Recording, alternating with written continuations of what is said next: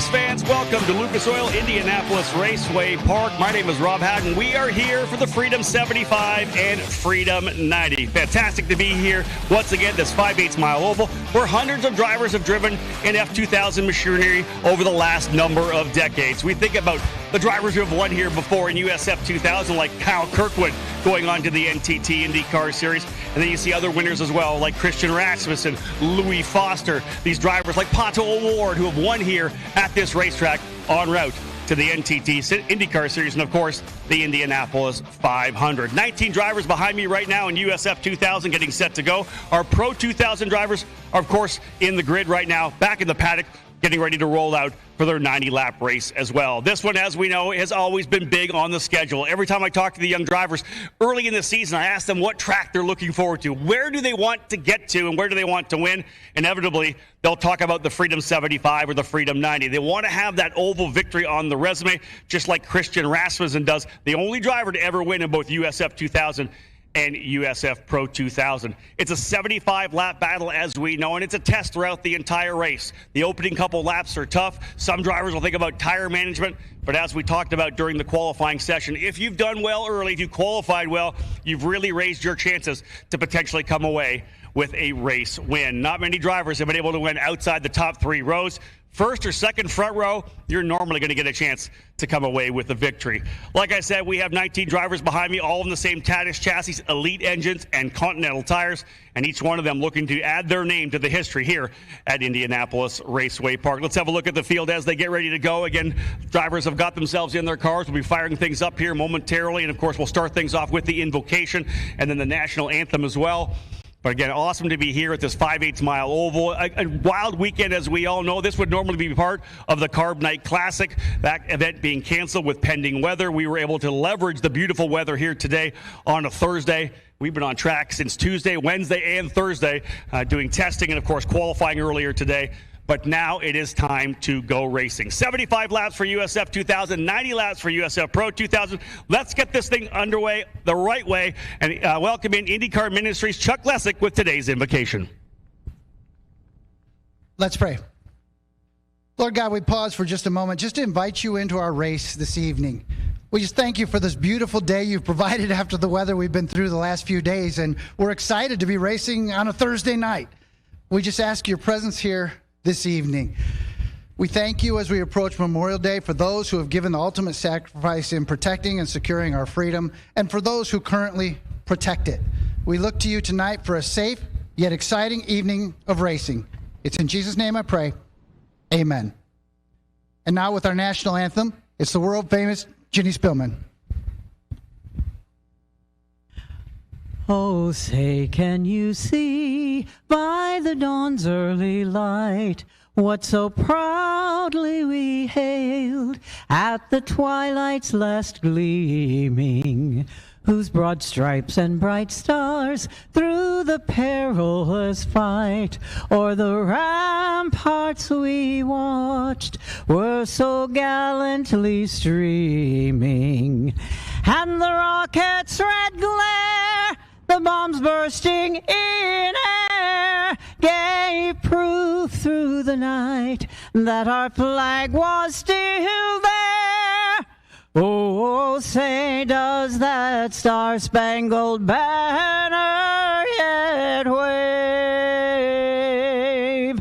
o'er the land of the free and the home of the brave?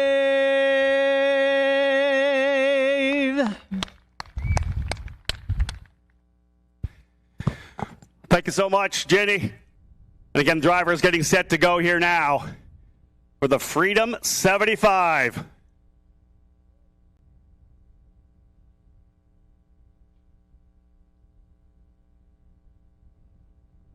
Let's have a look at the grid as they get set to go. 19 drivers.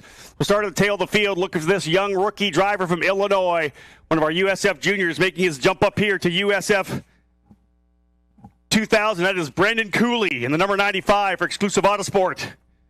He'll start back in the 19th position. Row number 9 will have Jack Morhart in the 78th. Starting in 18th position, the VRD driver. Out of Boca Raton, Florida, he'll start alongside the Canadian Lucas Nanji for Pabst Racing in the number 24. Move up to row 8 on the outside.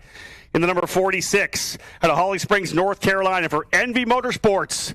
That'll be Wesley Gundler. Gundler in the 46 outside of that row. And in the number 8, all the way from Sweden for J. Howard Driver Development, Eric Holm, starting in 15th.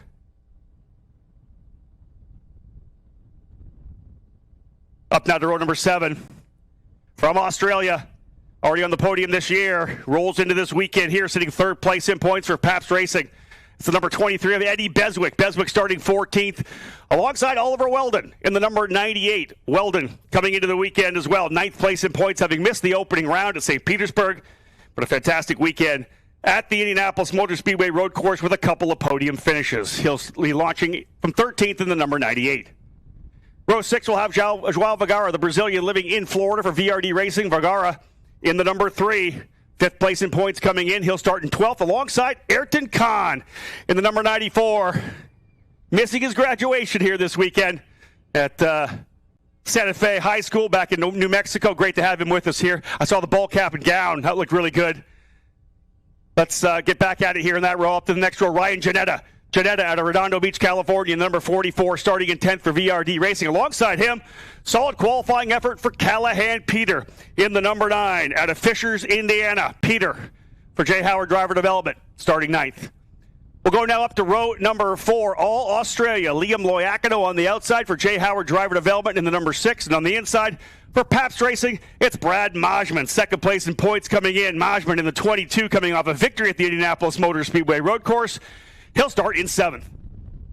We'll go down to row number 3. Solid qualifying efforts for both of these young drivers. For PFH Racing from South Africa, it is Vian Basov in the number 67. Start in 6th outside row 3. And on the inside, the other side, part of that sibling duo from New Mexico, Gabriel Kahn. A fantastic qualifying run. And then the number 93 for Exclusive Autosport, he goes P5. Row number 2 will have the D-Force Racing drivers, Thomas Nordquist out of Omaha, Nebraska, in the X-Cancer Motorsports. Number 17, the rookie, top qualifying rookie. In 4th, alongside him, your point leader right now from Columbia. 5 straight podiums, 3 wins for D-Force Racing. Sebastian Garzone will start in 3rd. 19 drivers in the field, 2 on the front row, all Exclusive Autosport. On the outside, coming off a victory at the Indianapolis Motor Speedway, Anthony Martella, the Canadian driver, the number 92. Starting on the off pole, for the driver who rolls in here with a new track record. From Illinois in the number 90, your pole sitter, Evan Cooley. Cooley and Martella on row number 1. So indeed, drivers getting themselves ready to roll here. Just a couple minutes away, we'll be firing up these engines. Cooley and Martella on row 1. Garzone and Nordquist on row 2. Kahn and Bossoff, row 3. Majman and Loiacono, row 4. Peter and Janetta, row 5. Kahn and Vergara, row 6. Weldon and Beswick, row 7. Holm and Gundler, row 8. Nanji and Morhart, row 9. Cooley on row number 10. And again, just a quick look at the history of this particular event. You see the drivers who have won here before in USF 2000 competition, the Christian Rasmussens, the Kyle Kirkwoods. You look at drivers like Spencer Piggott as well, and Aaron Telitz. Piggott moving to the NTT IndyCar Series. Telitz, many years of top-level GT racing at IMSA. And then the most recent winners like Anthony Martella last year, Tanner DeFabus the year before, Matt Clark as well. These young drivers who continue their march up the ladder towards the NTT IndyCar Series. This is, as I always say, the future of the IndyCar Series and the Indianapolis 500. USF 2000 up first. From there, we'll move into USF Pro 2000. 75 laps here for you as these drivers just 3 steps away from IndyCar. So the engine's set to fire here at 6:27. It will be a 6:30 green flag. We'll give them a couple of warm-up laps to get the heat into these Continental tires. And those of you who have come out to join us here at IRP, thank you for spending your Thursday evening with us. Get a chance to watch these young drivers go at it. High line running will be the order of the day, but to pass, you have to be able to use that middle groove. You've got to be able to get the grip to the bottom. You've got to dive to the bottom, get it to rotate for you. This driver here right now, though, will be The guy challenging from the outside of the front row, that is Anthony Martello, looking to get another win. He's already got one at Indianapolis, wants to keep this month of May rolling. A winner last year as well in this USF 2000 race, this Freedom 75. But engines are fired. Time to get things underway. For those of you joining us as well on the YouTube channel or potentially on the USF Pro Championships app, awesome to have you with us here today. Love the sound of those elite engines coming to life.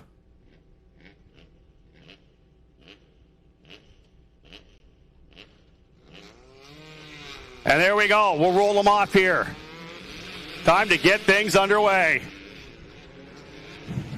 Sebastian Garzon rolls into this event with a sizable point lead. 47 markers over Brad Majman. Remember, you can only get 30 points in one race, unless it's this one. Points and a half on the oval. 45 points for a race win here. Good opportunity to really cut into the lead, but again, Garzon's been very, very strong. He'll start on the inside of row 2. Great place to start on this racetrack. 75 lapper for USF 2000. 90 for USF Pro.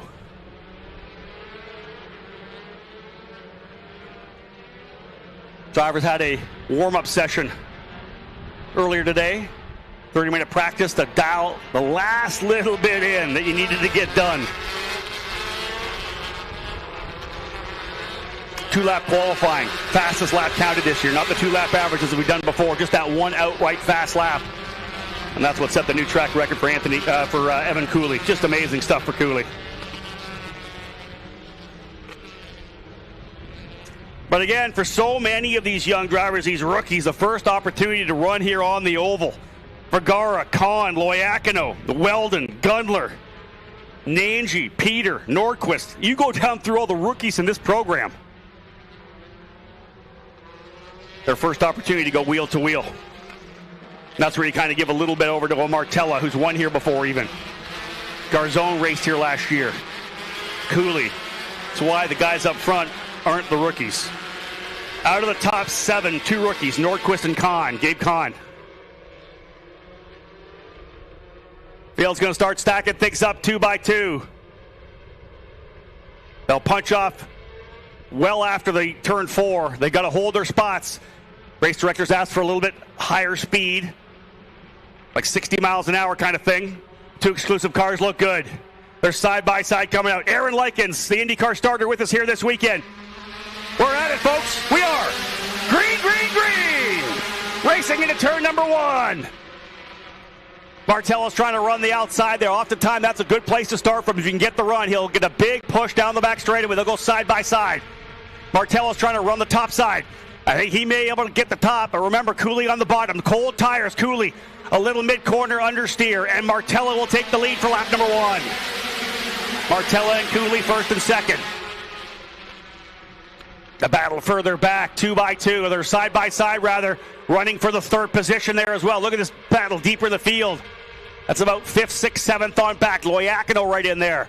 The white and blue machine of Vian Bossoff as well. Formerly the Sarah Fisher Hartman Racing Development Team. Now the PFH Racing with the addition of the Peterman family coming on board. Kahn. That's Gabe Kahn going around the number 12 of Garzon. Gabe Kahn up on the wheel as exclusive runs 1, 2, 3. What a fantastic start for Gabe Kahn and that beautiful number 93, the New Mexico driver. Moving into 3rd. Battle further back. That's between Bossoff and Loiacono. They'll go side by side. You can do this all race long, but if you're on the bottom part of the racetrack, you're using up those tires a lot more than if you're right on the rim. We've seen it over the years where if you really work hard 10, 15 laps on the bottom, you're burning up your tires and you're just not going to have the race car over the last 20 laps. Look at this side-by-side stuff. Amazing. Side by side down the back. Loiacono trying to see if he can't make this pass done. That is the fight for 7th now. It's Martella, Cooley, Kahn, Garzon, Nordquist, and Majman. This is the fight for P7. Bossoff's going to get it at the line. He's on the top side of the racetrack.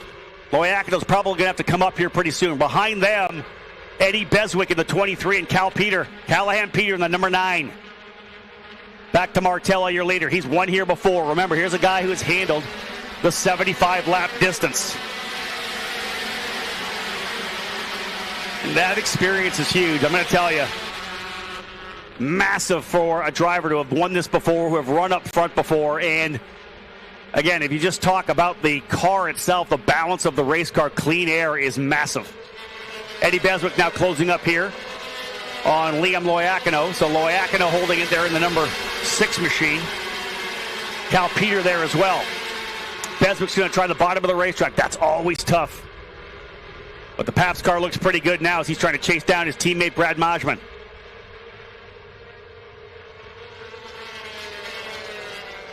Good side-by-side racing. 8th, 9th, 10th on back is Cal Peter. Run on the top side now. He's going to get challenged here by Ryan Janetta. Janetta on the bottom of the 44. Cal Peter on the top side. In the number 9, Jay Howard versus VRD. Behind is Joao Vergara as well. So the VRD driver is currently running 10th and 11th.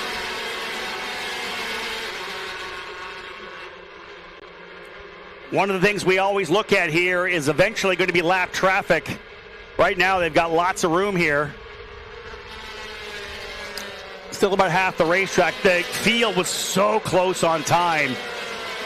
You know, less than a second separating the front of the field to the back of the field. So it's going to take quite a while. If we go green to checker, we're going to see some lap traffic for our leaders Martella and Cooley. They've got about 2 seconds on Gabe Kahn right now. Kahn still setting the pace on Garzone. So still it's 1, 2, 3 exclusive Autosport up front with Martella, Cooley, and Kahn. Back to Martella. Rocking the Corpay machinery and Corpay sponsorship on the car. Coming off that win at the Indianapolis Motor Speedway. And I've talked about that before over the years, 17 years doing this. You talk about the young drivers when they get that first victory that really breaks things open. And that was last year for Martella on the oval, but they all want to win that road course race as well. The oval is so much about the race car. It's the car and the driver, but you got to have a good race car for sure. On a road course, the car doesn't have to be perfect, and a driver can pick it up by its bootstraps and fight it its way front through pure racecraft. If you're on the oval and the car's not rolling and the balance isn't there, you're just nowhere. So, yeah, an oval win is great, but for Martella then to win at Indianapolis on the road course, I think brought him a lot of momentum moving forward, knowing for sure that he's done it here before. Cooley's running a strong second here, trying to go with another top 5 finish. 2 podiums for Cooley. Look at this battle. Loiacono still fighting it out here now with Beswick. Great scrap here for 8th spot.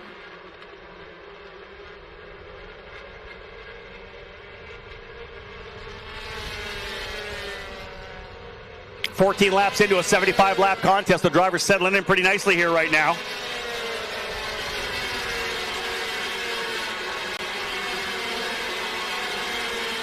Obviously, the opening part of the laps, the opening 10, 15 laps, let's say even the first 5, probably the most of the chaos. But once they settle in, you get those individual battles. Let's pick up the run here for Thomas Nordquist in the ex-Cancer Motorsports machine, the driver out of Omaha, Nebraska. He's really started to come on here in his first year of USF 2000 and has really leveraged the race car that D-Force has given him. Is very strong throughout the practice sessions, qualified well. Second row start for Nordquist. Currently running P5. Brad Majman off the rear wing there. Couple of car lengths. Martella, fast lap of the race there. Last lap, 21.053. So he's putting good laps down. Here's that battle continuing. In fact, that's Loiacono, I think, closing up on the 67 of Bossoff. So Loiacono fought it out there with Eddie Beswick. That car started to come in, and he's been able to chase down via Bossoff and slip by the PFH racing machine. And again, let's bring this up as well, setup-wise. You don't want the car to be fantastic in the first 10 laps. That's why you kind of lean to the driver like, listen, we got tire pressure set a little bit lower because we know they're going to grow, they're going to get there. So this car's going to come in for you, just not at the start. Be ready. So indeed, for Loiacono. That car's really starting to come together. Got some good fights further back as well on the pack. Look at this one here. This is a good scrap here. This is the ND Motorsports machine of Wesley Gundler battling it out with Oliver Weldon. That's currently for 14th and 15th. Right in front of them is Cal Peter and Ayrton Kahn. Ayrton Kahn just got by Cal Peter, so move Ayrton Kahn up another spot. He goes into 12th position. So Kahn up to P12. This is a good battle here, though. Gundler and Weldon. Last year, Gundler finishing third in the FRP F1600 Championship Series, battling against those two Kahn brothers. Weldon racing in the USF Juniors program. And jumping up here to USF 2000 this year, as I said in the driver intro, not able to make the run at the Grand Prix of St. Petersburg. Didn't turn the minimum age of 15 until after that event, so Indy was his first legal race. Seen that happen many times before. Colton Herta was one of the drivers as well that wasn't able to run early. Back to the battle here between now Loiacono, I think, and Brad Majman. So Loiacono's really coming to life here in this Jay Howard car. Talk about rolling the top side. Loiacono looking good. He's keeping Majman pinched down, and he's looking at Garzone too. Majman holding the spot. Book it. He's by. Loiacono goes to P6. That's Thomas Nordquist up front. Look at this hot rod that Loiacono's got now. Oh, drivers will tell you when the car is perfect, they can go anywhere. And that's what Loiacono's doing right now. Lap 24. He goes around the outside. 2 laps, 2 spots. Loiacono first by Majman, now by Nordquist. Man, good stuff for Liam Loiacono. Comes into the weekend sitting 7th place in the points. High water mark of 4th in the opening race in Indianapolis. Probably expected more coming off a very strong USF Juniors program last year. Second half of the season was absolutely magical. He's got to go to work now, though. Lots of racetrack for him to get up to Garzone. That battle for the last spot on the podium is Garzone and Gabe Kahn. Loiacono now, there he is, rolling around. Open racetrack now to put some good laps down. He'll be happy to get the clean air rolling over the front wing of that Tatis. Car feels a lot better in clean air. All right, let's try to pick up. Let me look over the screen, try to pick up where we are in terms of leaders. Martella, I want to say maybe a quarter of the back straightaway till he's going to roll up on Lucas Nanji. 27 laps down. Man on the move right now, the tailway right now, is starting to reel in Ryan Janetta. Good stuff for Kahn on Janetta. This is Bossoff, Beswick, and Vergara. Beswick's going to go to the bottom there of Dean Bossoff. They're going to go side by side through 2. That's the fight for 8th and 9th. Vergara right behind it, 10th. Martella still with lots of room. In fact, Martella's got a huge gap. 1.6 seconds now the lead for Martella.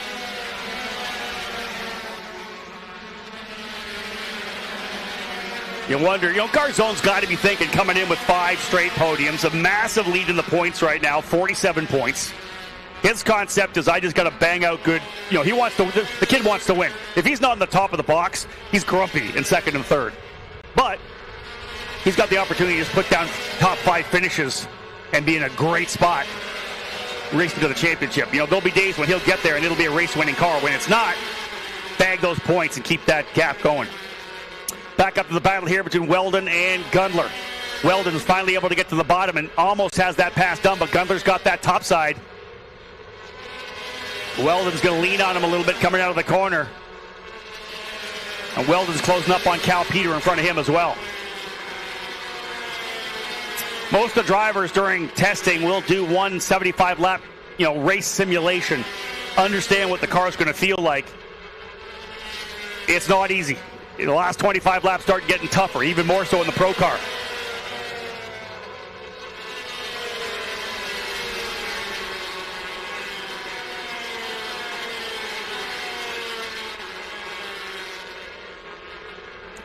Good battle there. As Weldon starting to close now up on Cal Peter. Right in front of them is Ayrton Kahn. And Kahn's been reeling in Ryan Janetta as well. Coming out of 4. It's essentially 11th, 12th, 13th, and 14th. 2-second gap now for Martella. Where is he in terms of the back? No, he's still quite a ways back. That's the thing. As Lucas Nanji's doing a pretty good job there running with Jack Morehart at the tail of the field. They're kind of battling a little bit now as Nanji's going to go to the inside of Morehart there. There it is there. That's the tail of the field right now. Lucas Nanji able to get by Jack Morehart.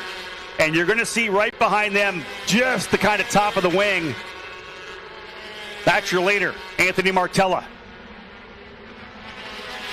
Now, the way things play out here on the oval for a driver like Martella, he knows what to do here, is once you got a guy down a lap, he can still fight to try to hold it. He doesn't have to give you the lap back. He can hold and fight for that lap. But once you kind of get by him, then he has to let the rest of the field roll through. So Martella's kind of the guy that sets the pace on everything. 36 laps down. We're closing on the halfway point here. That's Evan Cooley as well. Actually, no, that was a battle, I think, potentially between Janetta and Kahn. I think Kahn may have got by. The number 92 of Anthony Martella, flawless thus far. He'll roll down that back straightaway, closing in.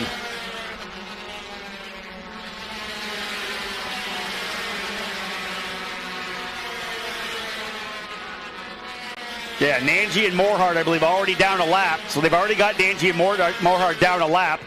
Cooley's next up. So Anthony Martella going to try to go by Cooley. Whoa, driver high. That's Cal Peter up in the gray. Whoa, tank slapper for Peter in the Jay Howard car. Wesley Gundler's going to try to take advantage of that. And that's Weldon sliding through for 13th. Cooley now starting to work his way through the tail of the field. Not Cooley, rather, Martella. Cooley coming with him as well. He's got by Morehart and Nanji. It'll be Garzon's job next, he and Kahn, as they still run 1-2-3 with Martella, Cooley, and Kahn. Exclusive Autosport looking to lock out the podium here. 40 laps the books. 35 more to go in USF 2000.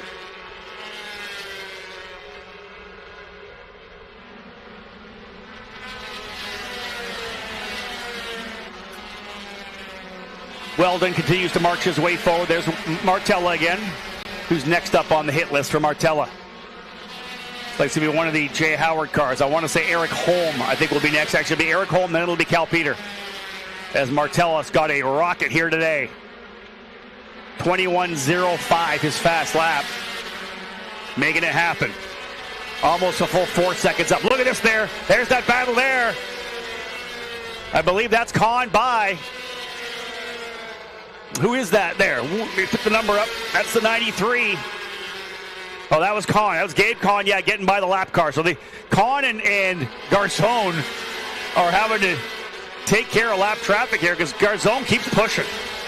And you've always got to watch when that happens. Oh, we got a wreck. Driver off. That's Martella. I think that's Martella. He is wrecked. The leader has wrecked coming out of turn 4, trying to pass a lap car. Oh, Cal Peter and Martella wrecked. Martella was leading 43 laps in, and a lap car contact puts Martella into the wall. Heartbreak for Martella as he had this thing flat handled. Caution on the course for an incident involving the race leader and a lap car of Callahan Peter. Evan Cooley is going to inherit the lead. Gabe Kahn goes to second. Sebastian Garzon to third. Liam Loiacono fourth. Thomas Nordquist fifth. And Martella out of the race car. And he is beside himself. Hate to see that for a driver who has dominated the race. 43 laps as Martella walks away in disgust. Down goes the Hans device. Oh, the winner of last year's race trying to go back-to-back here at IRP. And that has got to be gutting. He is just absolutely, not surprisingly, disappointed and likely angered for the incident there. Hate to see that with a lap car. Martella, yeah, just got to be alone with your thoughts right now. That is tough.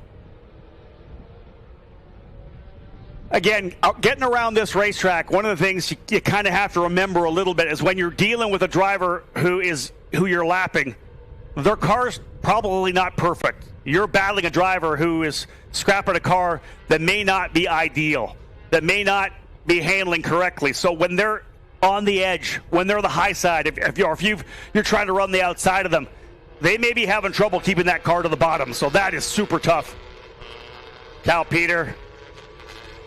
Look at the damage to that machine that had his USF 22 exclusive Autosport car. They were running 1, 2, 3. Going to be a banner day. It's not over yet with Evan Cooley and Gabe Kahn still running 1, 2. But as they were running with clean racing, no issues, exclusive Autosport was looking for a 1, 2, 3. The gift for Garzone for sure as he moves up into third. Loiacono, who has been one of the stars of this race, up into the fourth spot. Thomas Nordquist fifth, Brad Majman sixth, Eddie Beswick seventh, Joao Vergara eighth, Vian Bossoff ninth, and Ryan Janetta now 10th. AMR IndyCar safety team quickly onto the scene, getting the hook on this car, getting it bolted down so they can get it back into the paddock. But I'll tell you, it's tough for a lot of these young drivers. You think about what they're trying to accomplish, what they're trying to do, and the dreams that they have. They know that this is a success. The race wins are what catch the eye of the team owners in Indy Next and IndyCar. And to be dominating a race like that, over 2 seconds out front, and then get collected by a lap car, that's tough.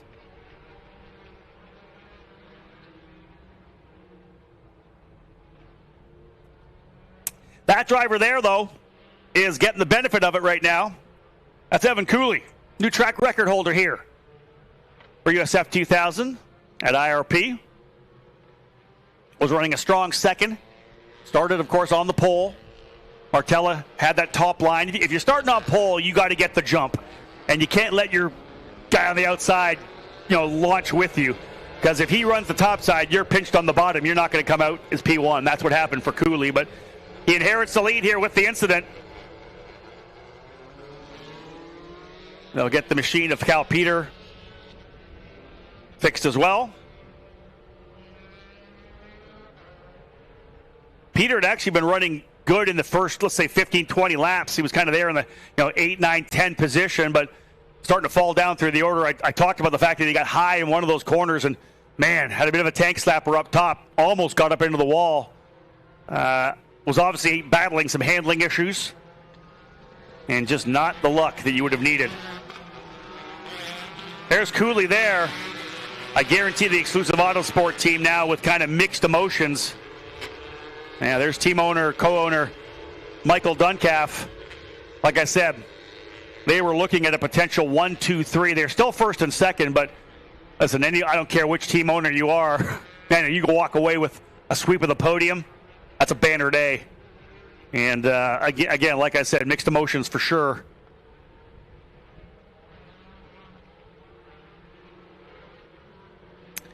"49 laps down, 50 when they come across the line, 25 laps remaining. We still got work to be done as they're getting this car of Cal Peter up on the hook. There's Aaron Likens. You'll see him on Sunday at the Indianapolis 500. So many of the young drivers here in this USF Pro Championships also have spent many years in karting. And Aaron, not only is he, of course, the starter and the flagman for the Indy 500 and the NTT IndyCar Series, but spends a lot of time in the SuperKarts USA Pro Tour, these season-ending Super Nationals. He is a legend, not only here, but also in the karting community as well. And I count him as a good friend of mine, and it's been an absolute treat to watch Aaron's journey, if you will, from the karting world to the Indianapolis 500. The stylist, as I call him. Absolutely amazing on the flags. So they've got Cal Peters' car there, you see on the hook. They'll get him back into the paddock, into the pit area here, not all the way to the paddock, into the pit area. The minute we're going to go back to green flag racing. Single file restart.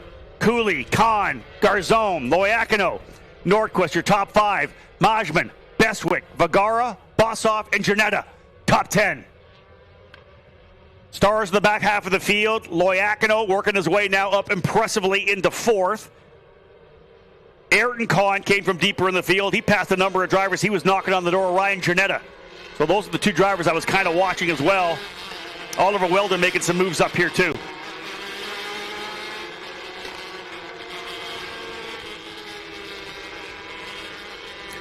So again, caution out on lap 43. Contact with the leader and a lap car. Anthony Martella had this thing flat handled for the first 43 laps. Tango with a lap car, and has changed things up. Evan Cooley now looking at a chance to potentially go for a race win. We're going to be back at it. It'll be lap 53 in the books. Back at green flag. Green, green, green. Sebastian Garzone immediately going to the bottom of the racetrack to try to see if he can't get a spot away from Gabe Kahn. Kahn's got the top side. He'll get a better run out of the corner, and a big slide there for Garzone. Run for Kahn. He's got Lucas Nanji there. He's got to go to the top side. Tough to get by this lap car here right now. He's going to be able to hold and fight it. But this is it for Kahn. He's got to get that run. Garzone again to the bottom of the racetrack. Not quite enough. See that fight further back. Too wide all the way through. Weldon to the bottom of the track. Kahn right there as well. One of the drivers high. That might have been Janetta high. And this is Kahn. Ayrton Kahn fighting with Weldon. Kahn's going to get that spot. Like I said, a great run for him so far. Garzone has lost it there. There's Kahn there. Great run for Ayrton Kahn. He is pushing. Nice stuff. Gundler now to the top side as well on Weldon. But here's, again, a little further back. Oh, down to the bottom of the racetrack. That is Nanji. I guarantee you probably told by race control, listen, you fought valiantly. Make sure you let guys go by. Keep to the bottom part of the racetrack. Cooley's used the restart to jet away, as has Gabe Kahn. Gabriel Kahn second. Garzone third. Loiacono starting to close. This is that Kahn-Janetta battle, keeping it up here. Nanji on the top side. Kahn right there with Janetta. That's a fight for 10th. Gundler's there as well. Here comes Weldon on Gundler again. I love it. Liam Bossoff running in the 8th position. Eddie Beswick in 7th. That's that fight there. So I think Bossoff potentially to 7th using that top side. And he's going to try to reel in Thomas Nordquist next. So Liam Bossoff up into 7th. Joao Vergara there as well in the VRD racing machine. Currently 9th. He's getting a run on Beswick as well.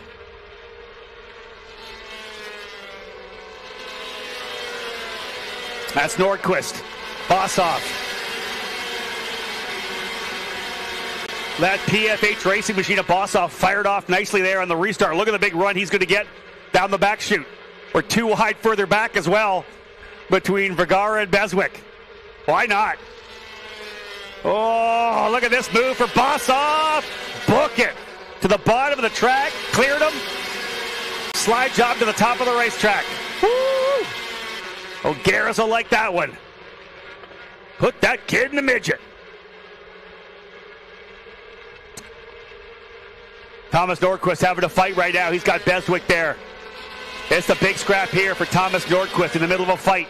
Right behind him, that Janetta and Kahn battle. That is 10th and 11th. Man, oh man, we got good stuff going on here. Oh, that's a good pass there as well.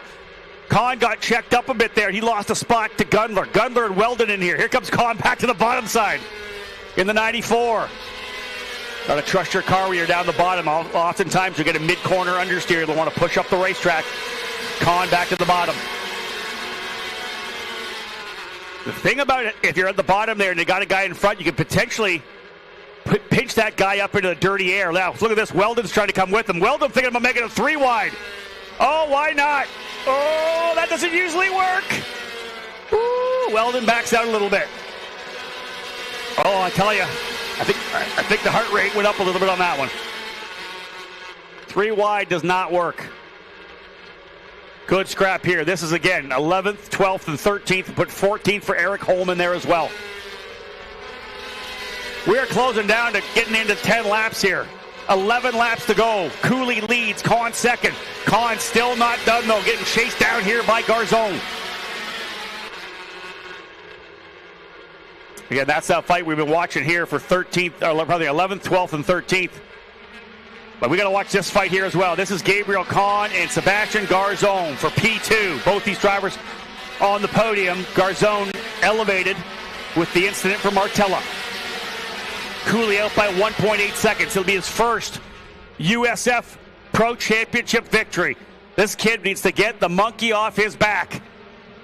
Wrecked in both races at the Grand Prix of St. Petersburg. Comes back to 2 podiums and 3 tops, 5 in Indianapolis. Track record already here today. Could Evan Cooley get a win in USF 2000 in the Freedom 75? It will be the first one for Exclusive Autosport as well. They've won multiple times in Pro. Just got to bring it home here now.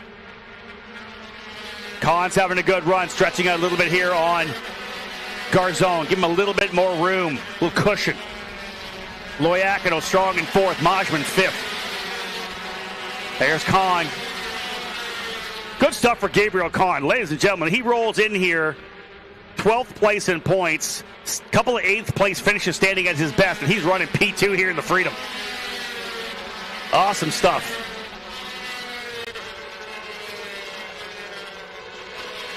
Lucas Nanji high on the racetrack. Bring her back down, bud. Brendan Cooley, I think, sliding by there. Cooley still on the lead lap, I believe. Yeah, 15 drivers on the lead lap. This is Garzone versus Kahn, again, for the runner-up spot. They're doing a great job so far. Garzone, again, smart, right? Yeah, he could try for P2, maybe force the issue, but another podium, like 6 in a row to start the season with 3 wins, stacking points up so you can cruise to a championship potentially. This is great stuff for Garzone. Full victory lane. I'll get a chance to talk to all 3 drivers as we bring the pro cars out. Right into it. Great to have you along with us here at a fantastic Thursday night at Indianapolis Raceway Park. 4 to go for Cooley. It'll be, again, like I said, highs and lows for Exclusive Autosport. Had a chance for 1, 2, 3. Martella had the thing handled, flat handled, almost 3 seconds out as a leader. Only to get collected by a lap car. But they're still going to potentially finish 1, 2 here if Kahn can hold off Garzone. Like I said, for Garzone, there's no need to throw it away here.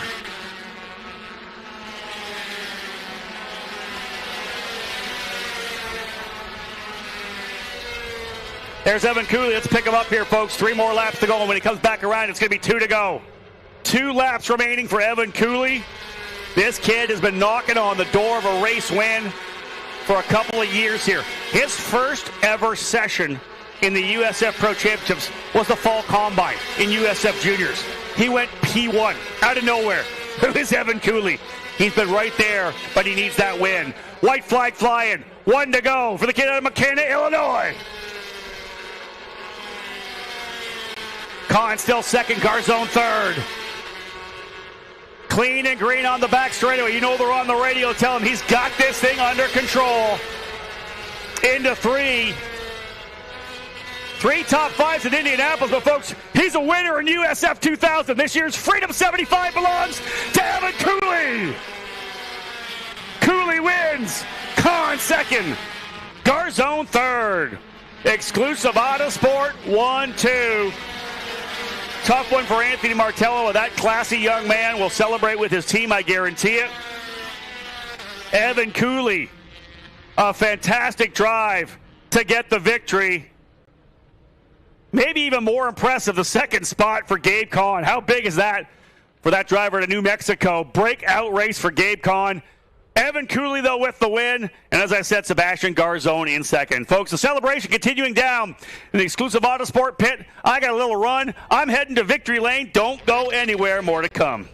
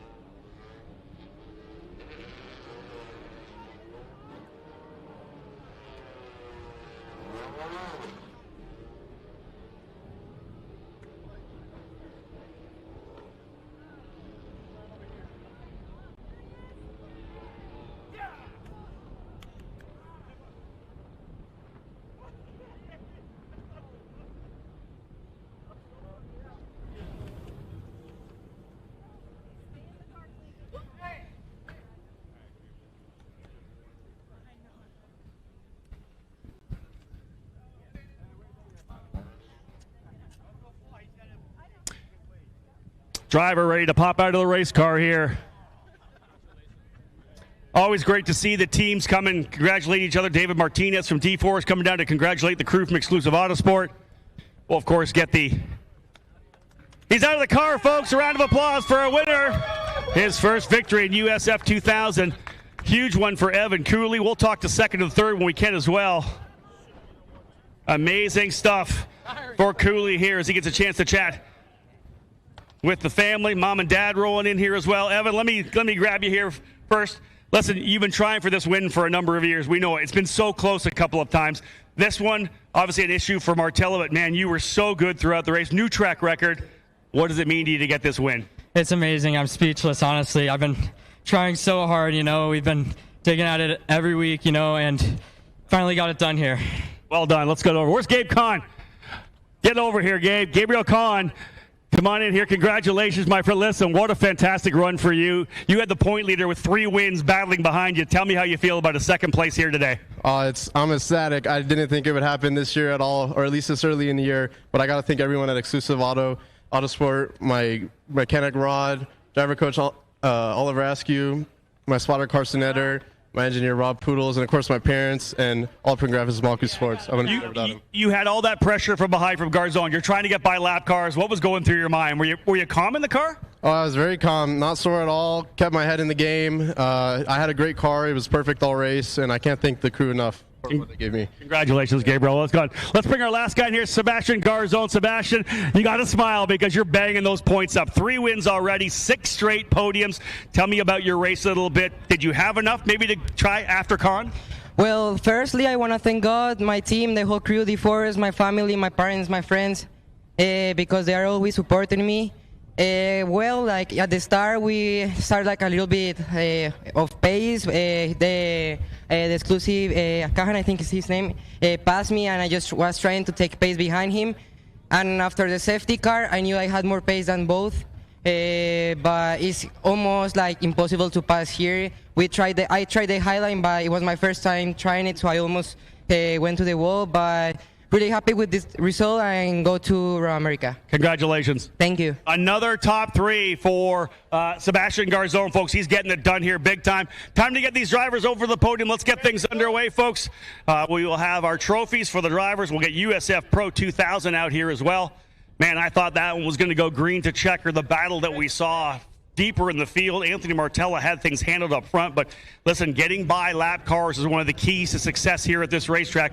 You have to time your passes correctly. You have to understand the driver who you're closing up on, and just a minor bobble for the driver in front of him, and around he went.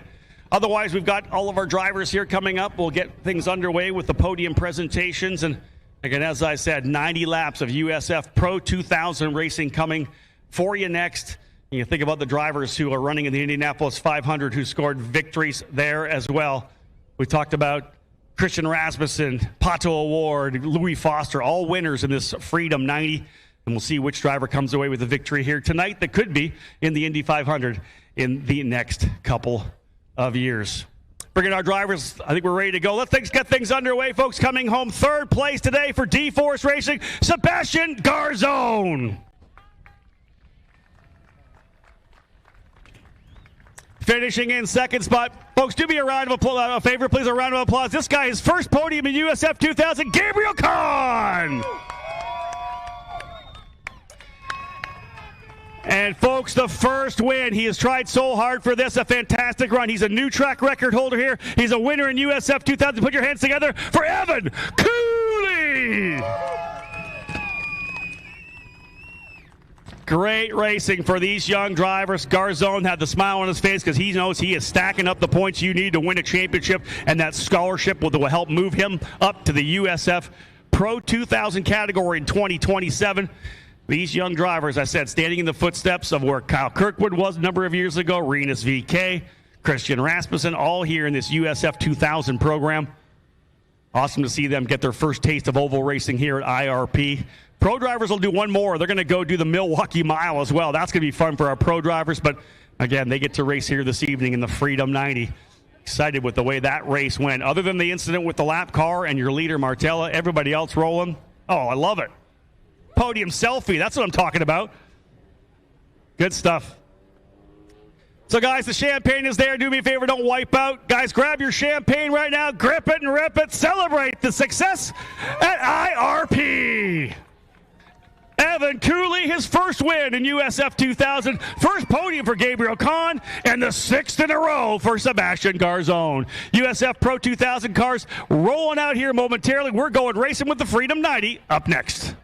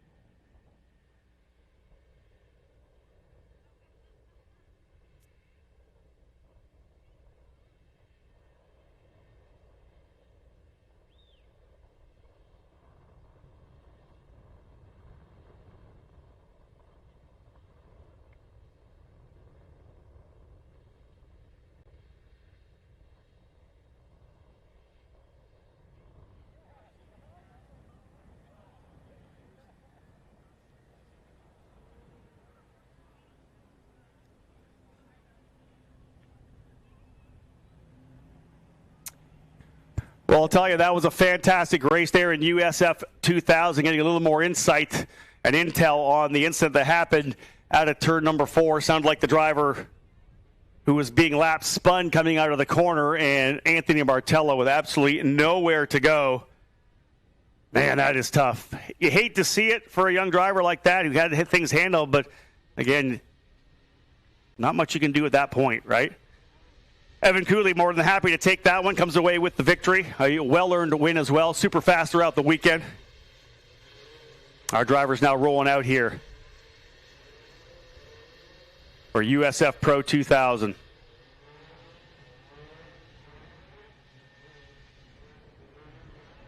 Again, shout out to all those of you who are watching on the YouTube channel here for the USF Pro Championships. Hope you're enjoying the battle here on a Thursday night. That was a fun one for sure.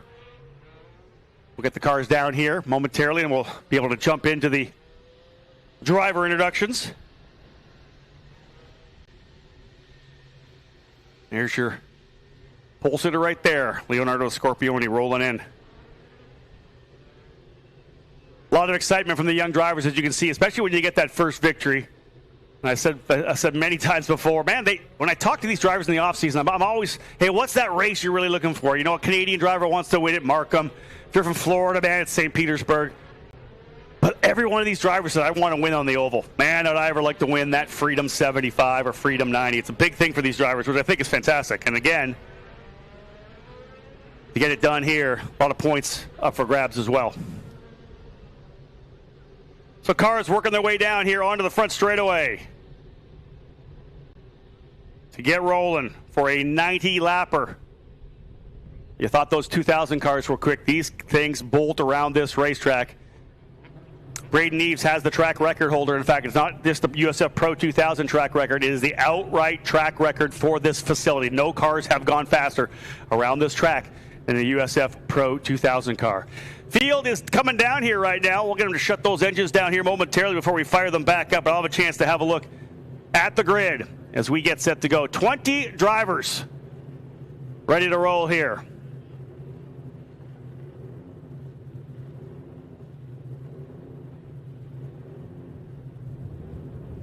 So many of these young drivers coming up from the USF 2000 program. Some we've had come in from overseas, Europe, Australia, Brazil, trying to make their move. One driver here this weekend, Indy Next driver, looking for some experience on the oval as well. So, folks, let's have a look at the grid. I think we're probably ready to do that. We're a little ahead of schedule. We don't need to really wait too long. Let's have a look at the grid right now, starting at the tail of the field. An issue in tech for Teddy Masella. He was going to start up top. He's going to start further back in the 20th position. Now the VRD Racing driver, the back of the pack in the number 25 with speed to work his way forward. Alongside him, Tanner DeFabus in the number 5. The driver who is out of Avon, Indiana. DeFabus starting in the 19th position for Jay Howard Driver Development. We'll go up to row number 9 now on the outside. He's an IU student with the Kelly School of Business logo on the side of that race car. Joey Brienza out of Golden, Colorado in the number 91, set to roll off from 18th. Inside of that row, from in Florida, that is J.T. Hoskins for Jay Howard Driver Development, powered by ECR. Hoskins in the number 7, starting in the 17th spot. Up now to row number 8. In the number 11, that is Colin Aiken from Jacksonville Beach, Florida. Aiken for VRD Racing starting 16th. And a former winner here in USF 2000 from Milton, Ontario, Canada, Matt Clark in the number 90 starting in the 15th spot. Watch for him to move forward. Clark knows his way around this track once they get that car dialed in. The exclusive Autosport pilot rolling off from 15th. Folks, we'll go to row number 7 right now. Let's put it this way. For the most part, what you see in this field is drivers anywhere from 16 to 20, 21 years of age. They're trying to get to IndyCar. You guys are all watching these guys going, hey, I know they're going to be the next IndyCar star. This guy's not going to be the next IndyCar star, but ladies and gentlemen, you could cheer for him. The number 83, Charles Finelli, is 62 years old. This guy is a badass. He qualified 14th. Charles Finelli, folks, in that white machine, number 83, starting in 14th. He'll start alongside fast Frankie Mossman in the number 77. Mossman out of Newport Beach, California, second place in points coming into this weekend. A really strong start to the season with 3 podium finishes, everything inside the top 7 for Frankie Mossman. Row 6 now on the outside from Peru. It is Andres Cardenas for Jay Howard Driver Development in the number 6. He'll start 12th. Alongside him, the driver currently sitting in the 7th place in points from California, G3 Argyros for Pabst Racing in the Positive Energy, number 18. We'll put him alongside Cardenas on row 6. Row 5, coming in from New Zealand, that is Jacob Douglas for Pabst Racing in the number 19. Alongside him, another Kiwi, that is Sebastian Manson for Turn 3 Motorsports in the number 22. Up now to row number 4 on the outside from Sonoma, California. The number 27, 16-year-old Christian Cameron for TJ Speed Motorsports starting 8th. And alongside him, a driver with a couple of wins on the season so far. USF 2000 champion last year, already a winner at Arlington. He also won 2 weeks ago on the road course at the Indianapolis Motor Speedway for exclusive Autosport. The number 92, Jack Jeffers, your point leader, starting in the 7th position. All Turn 3 Motorsports, the white and blue machines for Tyke Durst and Brady Golan on the inside of row number 5, or the 3 rather, starting 5th. In the 44s, Brady Golan, and then the Tyke Durst in the number 3, starting on the outside, P6. TJ Speed dominates row number 2. Thomas Schrag from Bethel, Ohio. A third place in USF 2000 last year. Schrag in the 26, starting in 4th. And if you were at the Indianapolis Motor Speedway a couple of weeks ago, you watched this driver win in the Indy Next competition. Timik Kuharczyk in the number 28 for TJ Speed Motorsports here this weekend to get some oval experience. A bunch of ovals in the second half of the season for Indy Next. Might as well get a chance to go left here at IRP. Kuharczyk starting in the 3rd spot. Outside of the front row, lots of speed in the number 2 for Michael Costello. To Naples, Florida, the ProGuard Automotive Turn 3 Motorsports car. Costello with a 19.825 in qualifying. He starts on the outside of the front row. But the driver there chasing right now, this one right here, the car has no paint on it because he barrel rolled the car at IMS just 2 weeks ago. He's a USF Juniors champion from last year. 2 podiums in USF 2000 to start the season. He got a chance to drive for Turn 3 and said, I want to do it. He jumps over 2000 to go to USF Pro 2000. Leonardo Scorpioni, the Brazilian who resides in Florida, on the pole position. It is a Turn 3 Motorsports front row lockout. Scorpioni and Costello on row 1. Kuharczyk and Schrag on row 2. Golan and Durst on row 3. Jefferson Cameron row 4. Manson and Douglas on row 5. Argyros and Cardenas on row 6. Mossman, Finelli, row 7. Clark and Aiken, row 8. Hoskins and Brienza, row 9. DeFavis and Masella on row number 10. 20 drivers in the field, 90 laps of racing. The race record, the fast lap in qualifying, a 19.4. Race record, 19.7. Both held by Braden Eves, now an engineer and driver coach at Exclusive Autosport. There's your 2 Turn 3 cars ready to fire things up here, as indeed these drivers ready to go for 90 laps of racing around this 5/8 mile oval. And as I talked about during the break, the drivers who have scored wins here in this USF Pro 2000 category. Think about Matthew Brabham as well. Pato Award won back in 2016. Parker Thompson, who's done a lot of fantastic IMSA racing in 2018. Cody Swanson, if you're a USAC driver or a fan, you remember when Cody came in here for Legacy Autosport and rocked it and came away with a fantastic win in his opportunity to run one of these race cars. This coming Sunday, Christian Rasmussen, 2021 winner, and Louis Foster, 2022 winner, will be racing, of course, at the Indianapolis 500. We wish all of those drivers, all of our graduates who are in now IndyCar, the best of luck on Sunday, and hopefully we'll get that race in on Sunday as well, weather permitting. This driver here, though, looking to get another win. What a fantastic year he had last year in USF Juniors, his second year on that program. Took everything he learned from the first season, 2024, and he'll tell you, made a couple mistakes here and there, but he turned around, figured it out, and was just a different driver in 2025. Got a great start to the season.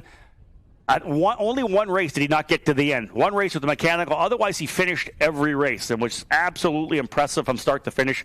Leonardo Scorpioni is a driver you are going to want to watch as he puts that car on the pole in qualifying with a 19.785. So again, the Scorpioni and Costello, Turn 3 Motorsports, front row. And so many of these young drivers here have come through the karting ranks, whether it be, if you're in karting at all, you know the names, Superkarts USA, United States Pro Kart Series, Route 66, the Stars Championship. There's so many fantastic organizations that put on top-level races. And that's where these young kids learn the racecraft. They get things underway there. They learn the ins and outs, and then they have to transition to what it's like to drive a car. It's much different. Obviously, a lot more race car behind you than when you're driving a kart, but braking is a big thing. The way you brake in one of these cars, nothing close to what you do in a top-level competition race kart. So it's a definite tough transition for the drivers coming out of karting into cars. Our program, 3 levels, starting in USF Juniors. That's where the guys go coming out of karting, up into USF 2000, and, of course, USF Pro 2000 as well. Continental Tire is proud to be the presenting sponsor of the USF Pro Championships. Our cutting-edge technology and unbeatable grip will help you dominate the track. Continental Tire, where performance meets precision. Learn more at continentaltire.com. Continental Tire, the smart choice in tires. VP Racing Fuels is the exclusive fuel supplier for all 3 levels of the USF Pro Championships. In 2021, VP expanded their role and became the official lubricant and coolant.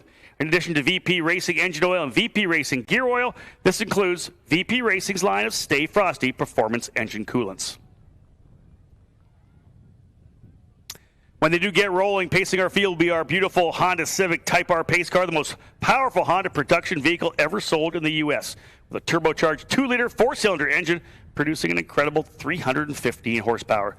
The smooth and precise 6-speed manual transmission features a revised rev match system, helping to maintain stability on corner entry, and a limited slip differential puts the engine's power to the pavement effectively. The Civic Type R leverages Honda's racetrack-proven engineering to deliver extreme performance and passion, both on the road and on the racetrack.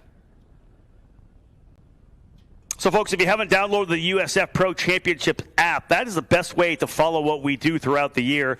All the races, live broadcasts on the app. All the drivers, the full bios are on the app. Our live timing is on there. My USF Pro Insider podcast is available on there. You can download the free app. Of course, if you're go to Apple Store if you're with iPhone, Google Play for Android mobile devices and tablets. We also have brand new USF Pro Championships merchandise. We've got a hat, a shirt, a hoodie, all available. You can just click right there on the app and order those new merchandise items. So, indeed, we were scheduled to start our engines at 7:27. It appears we are waiting exactly to that before we fire things up here. All these drivers ready to get going for 90 laps of racing. Look at the rookies in the field, too. A Scorpione, of course, right there. Thomas Schrag, one of the rookies. Jack Jeffers, Christian Cameron, a lot of the second-year drivers, though, in there. But Timothy Kuharczyk, definitely a driver to watch. Again, he tested with Turn 3 Motorsports at our fall combine last October. On that same weekend, got a chance to test with HMD Motorsports, and he impressed them enough to say, hey, listen, you need to come Indy next racing. And as we know, he's been fantastic coming out of the gate, scoring his first win the Sancio Grand Prix weekend, and the doubleheader there, HMD scoring wins with he and Fittipaldi. So, indeed, almost ready to get things fired up as these 20 drivers ready to go racing for 90 laps.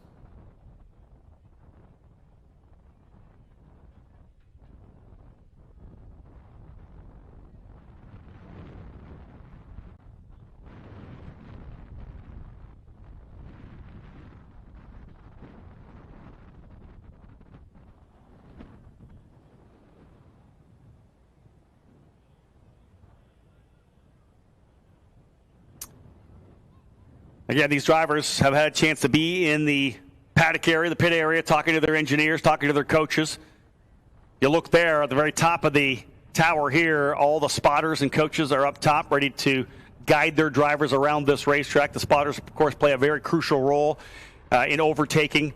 Where are my guys? Is he low? Is he high? Am I clear? Can I come back down? A lot of the times the drivers got the wheel, but that spotter up top, so crucial. These guys down here on pit lane, they've done their job already, essentially. That's the Pabst crew. They've built that race car. They've prepped it. They put the setup on it. At this point, you give it to your drivers and say, guys, bring it home in one piece for us, please. Again, all the stuff that goes into a successful program, everybody involved. It's not just the driver, as we know. Mechanics, spotters, coaches. Big shout out to the parents that make these dreams come true for all their drivers. But again, amazing to be here. Part of what was going to be the Carbonite Classic presented by Morelli, our Freedom 90, getting ready to roll off here now. Again, just moments away from firing up these engines. My schedule says 7:27, so I guess we're waiting to 7:27. Fire them up. Let's go. Let's go racing. These guys are ready. Scorpione and Costello again. Turn 3 Motorsport on the front row. All TJ Speed row 2. Kuharczyk and Schrag. Turn 3 locking out row 3 as well with Golan and Durst. Both those drivers, fantastic starting positions here. Jeffers and Cameron on row 4. Manson and Douglas on row 5. And finally, engines coming to life here to get things underway.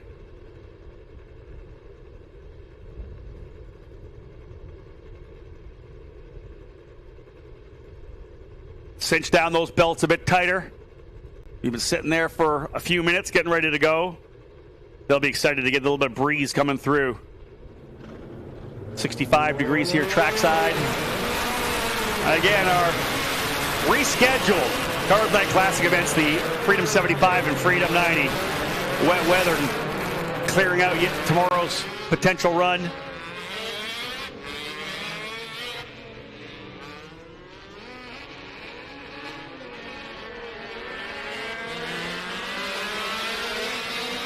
And away we go. Those of you fans who have come out this evening to watch some racing, we're thrilled to have you with us here.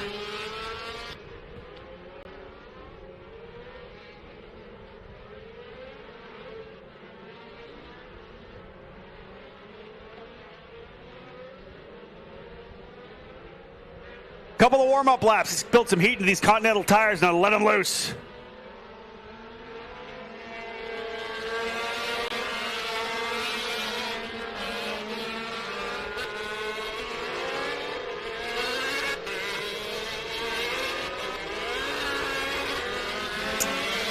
Aaron Likens there getting ready to light him up.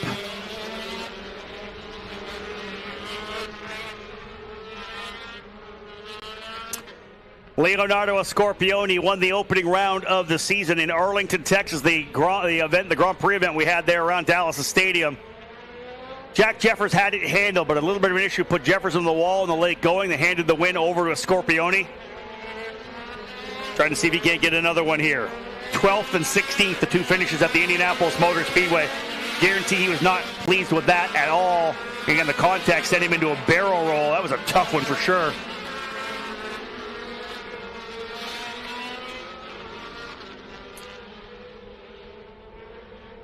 But time to get at it here for the drivers in USF Pro 2000. Field set.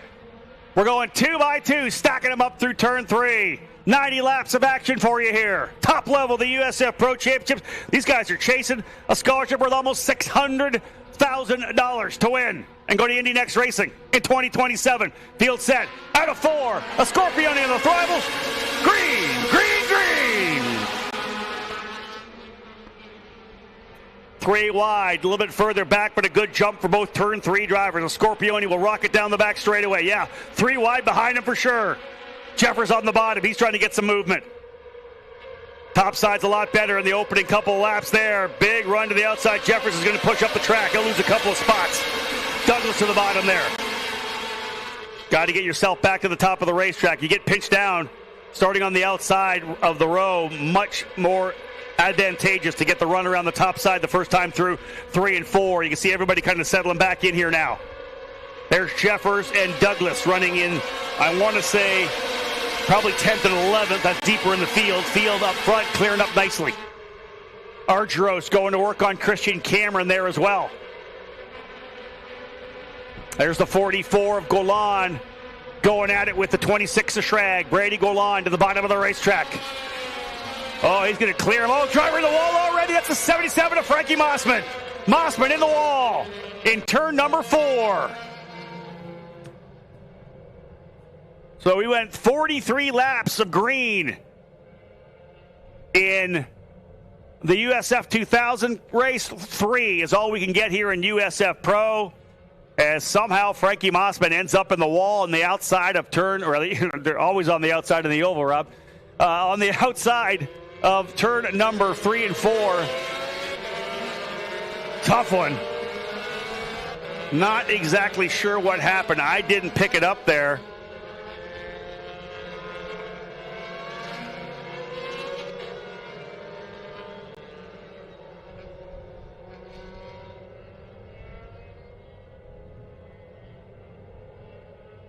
Good to see Frankie Mossman climb from his car there.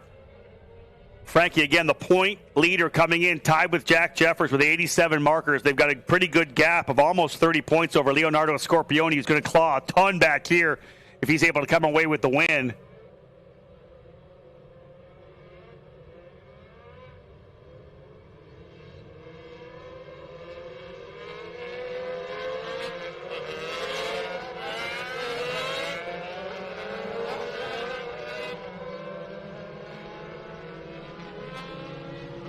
So yellow flag displayed here at start finish for Likens, Aaron Likens.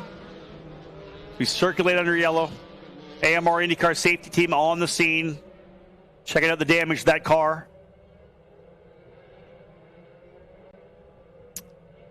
Tough start for Mossman, no doubt about that. Frankie did not qualify particularly well. Started 13th, not normally where we'd see Frankie. And we saw some chaotic running there, no doubt about it, a little bit further back in the pack. And contact with the wall like that, you can see likely started quite a ways up the road there. You wonder whether or not, and just I don't think we have a replay. So coming into that corner, very likely either just lost the car by himself and it started coming around, or potentially some contact, driver inside him started the rotation of the car. So tough for Frankie. Well, that gives us a chance to have a look at the top 10 over the first couple laps. The Scorpioni and Costello getting out to a pretty solid jump. Kuharczyk into the third spot. Brady Golan, impressive in the 44. He immediately went after Thomas Schrag to take that spot away. Christian Cameron, 6th. Tyke Durst holding on to the 7th spot. Argyros in 8th. Jack Jeffers started 7th. He fell back a bit, but was able to claw one back. He ends up in the 9th spot. Probably started 7th. He goes back 2, so Jeffers goes back to 9th. He was kind of fighting it out there with Jacob Douglas. So Scorpioni and Costello, 3rd and 4th coming in points. Back by, I want to say 29 points and 29 and 31 points respectively for both those drivers. Chance to have a big weekend here on the oval. Could allow them to close up quite a bit here. Jack Jeffers needs to think about that and have a nice clean run. Mossman out of it, as we know, who is tied for the lead in points, so that's going to hurt him. But he'll still be in the top 3, top 5 before it's all said and done anyway. From here, the drivers in USF Pro 2000 and USF 2000 look forward to the event at Road America, 3rd weekend in June. Love to get up to America's National Park of Speed. Gorgeous racetrack, fantastic facility with amazing racing, long straightaways, hard braking, the carousel, you name it. Road America's got everything. We'll have USF 2000 and Pro 2000 there. After that, they'll join USF Juniors, all 3 of the series, on the July 4th weekend at the Mid-Ohio Sports Car Course. After that, pro drivers will look into the month of August, where they go at it with Portland, Markham, the new event north of the border in Ontario, replacing Toronto. And then a couple weeks later, the Milwaukee Mile. All 3 of the series in the USF Pro Championships presented by Continental Tire. Adding in USF Juniors will cap off the season at Road America at the end of September for the championship finale. All right, let's have a look. Well, the single file restart here. Pace car remains on track. Drivers able to scrub tires until the pace car lights go out. When they do, single file, we put it in the hands of the leader, which will in this place be Leonardo Scorpioni. The start zone, the red Lucas Oil Indianapolis Raceway Park banner right in the middle of turns 3 and 4. Pace car getting up on the throttle. Indeed, that Honda Civic Type R racing down the back chute will tuck down into pit lane. It'll be all in the hands of Leonardo Scorpioni, who's ready to attack right now. Schrag getting that spot back from Golan as it happened on the lap. We had to revert back to the lap before. We don't have the timing lines around the racetrack, so luckily for Schrag, he'll get that spot back. We're back at it. Green flag flying. And Scorpioni will lead him back down into turn number 1.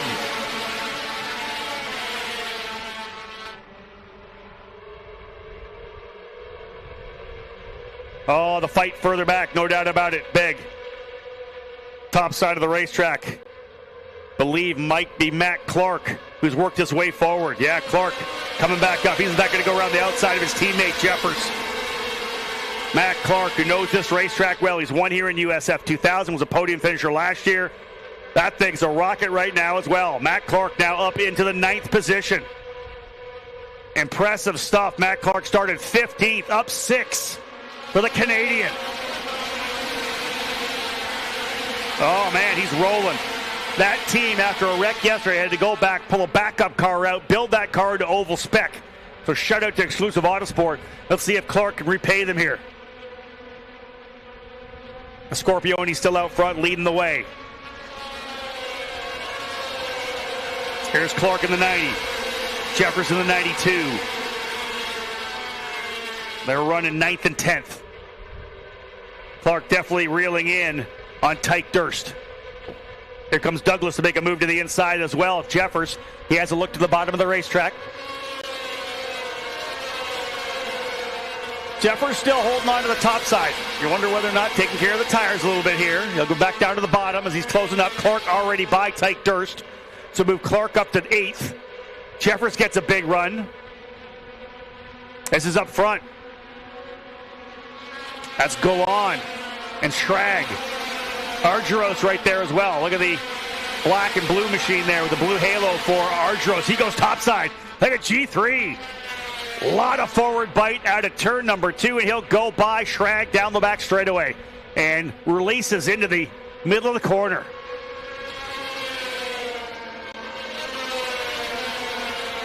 Golan now up on Kuharchik. Grady Golan in the turn 3 car. He wants to make it turn 3, 1, 2, 3. We saw that for a time with Exclusive.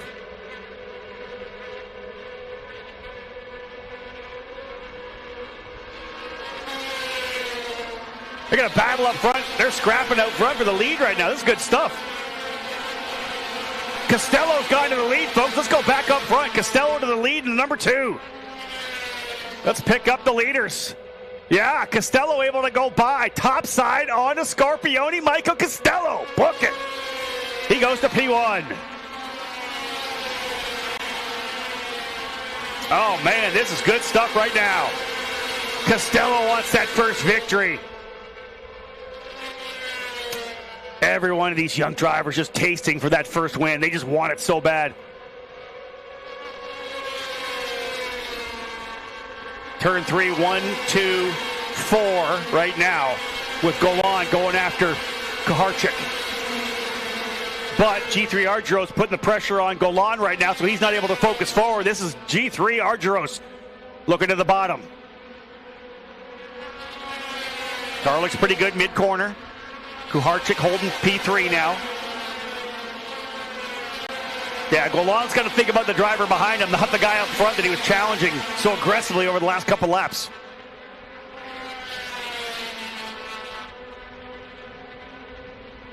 You can see what happens when you lose a bit of air off the wing. You lose so much forward bite.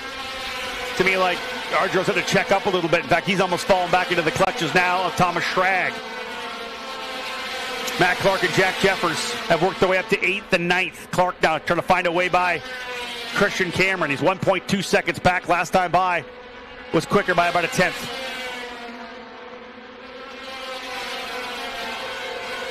Here is the Jeffers-Douglas battle. That is 9th and 10th right now. Jeffers keeping the bottom of the racetrack. You see coming across the bow like that, all that air taken off of the car of Douglas. Ton of mid-corner understeer gets that push. The car just wants to skate up the racetrack. Very tough to pass here. You have to set a pass up. It's not a single corner. All right, Colin Aiken and Sebastian Manson fighting it out. That's 14th and 15th. Right behind them, Joey Brienza and Tanner DeFabus.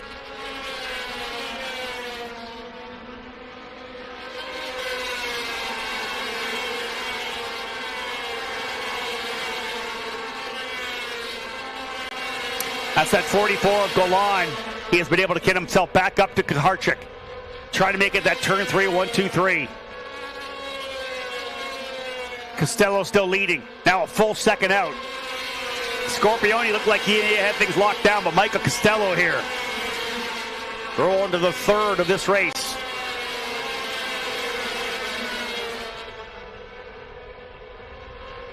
That's the gap right there. 3rd and 4th. Jeffers and Douglas still scrapping it out there for 9th and 10th. Right behind them is Teddy Masella, who started dead last. He's up to 11th already. I said to watch out for Masella. An issue in tech put him to the tail of the field.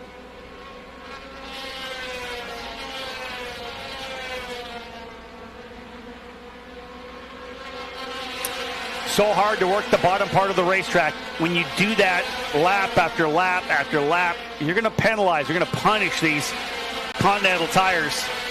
I remember going back a couple of years when Stingray Robb and Christian Rasmussen were going at it hardcore for position. It might have actually been one of the Pabst cars, but Robb was working the bottom so hard. He almost had the pass done, but was on that bottom groove for 25 laps and kind of chewed the tires up.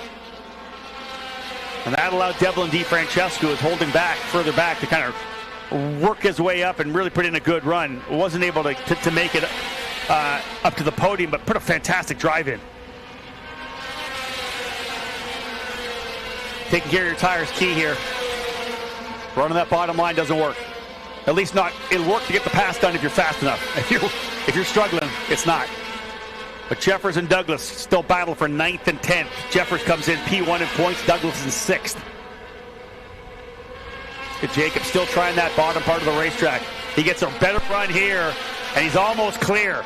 He's not going to have the top line yet. Still going to be Jeffers on top, but here comes Masella. Pass done, Douglas finally to P9. Jack Jeffers just doesn't have the car right now that he wants. His teammate Matt Clark up the road already, slowly trying to reel in Christian Cameron. But Clark, who started deeper in the field, into 8th spot. Masella started dead last up into 11th. Of course, a single caution on lap number 3 for Frankie Mossman off the track into the wall, the outside retaining wall in turn 4. Pick up this battle as well. 22 of Manson and a 5 of DeFavis. Tanner going to the bottom of the racetrack, kind of carbon copy to what we saw there, the battle between Douglas and Jeffers. Keeps trying to work the bottom. Tanner, a former winner here in the USF 2000 race. Had a huge victory back in 2024, holding off Nicholas Giaffoni. Had that one handled. Favis trying to get that car to rotate mid-corner. Same as Douglas, almost gets it done. Not quite enough to clear, but he's really got himself in there. Trying to get the slide job done. Yeah, DeFavis to the inside, book it. He'll get it done coming out of the corner. You'll see a big run here from Manson from the top side. But that allows DeFavis to go back on top. So Tanner DeFavis gets the job done. Took a couple laps, but he got it done. He goes to P15. Here's the Clark-Douglas battle setting up right now. Jacob Douglas' car is coming together. First got by the exclusive Autosport machine of Jack Jeffers. Now he's going to try to do exactly the same thing to Matt Clark here now in the number 90. Clark top side, Douglas bottom side. Douglas trying to go to 8th. This is not going to help these drivers in closing up on Christian Cameron, who runs in 7th. TJ Speed car is currently 3rd, 6th, and 7th. Kuharchik, Schrag, and Cameron.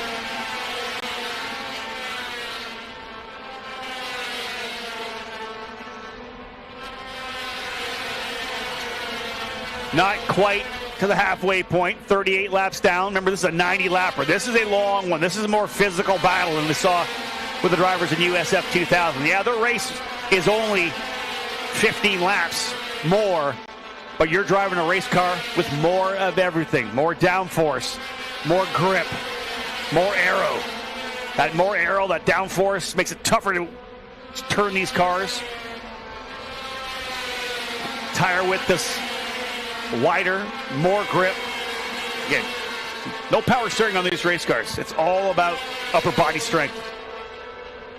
These kids are going to be absolutely exhausted when it's all said and done.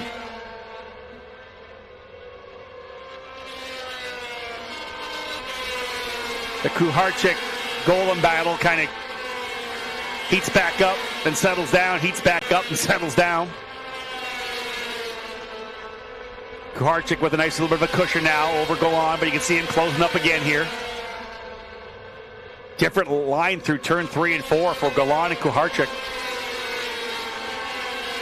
Timmick coming off that big victory at the Sanzio Grand Prix on the road course at Indianapolis.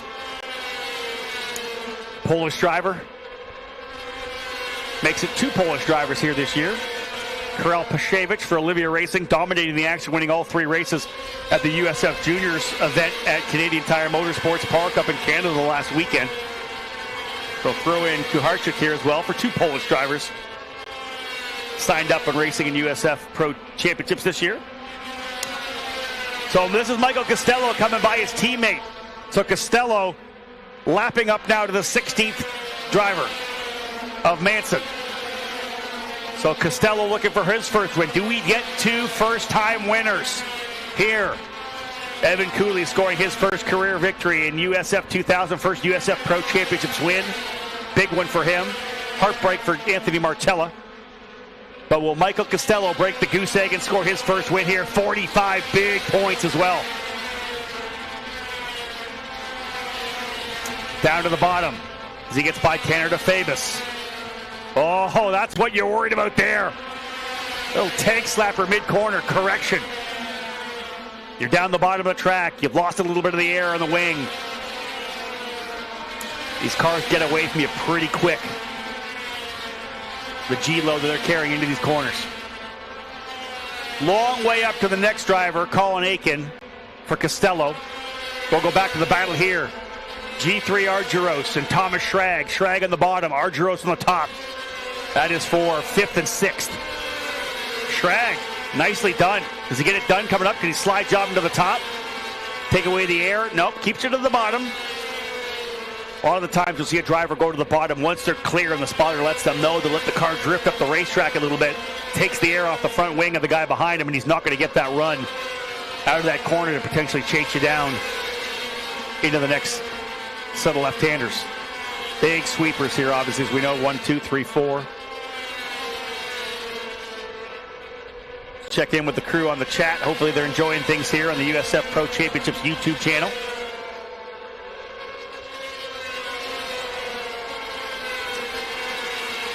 You know, I talk a lot throughout the show here about tire management and the fact that when you're running that bottom side, you think you're putting the pressure on the driver. You're going to try to force him maybe into a mistake. You're really penalizing him. You're really punishing those tires in the bottom.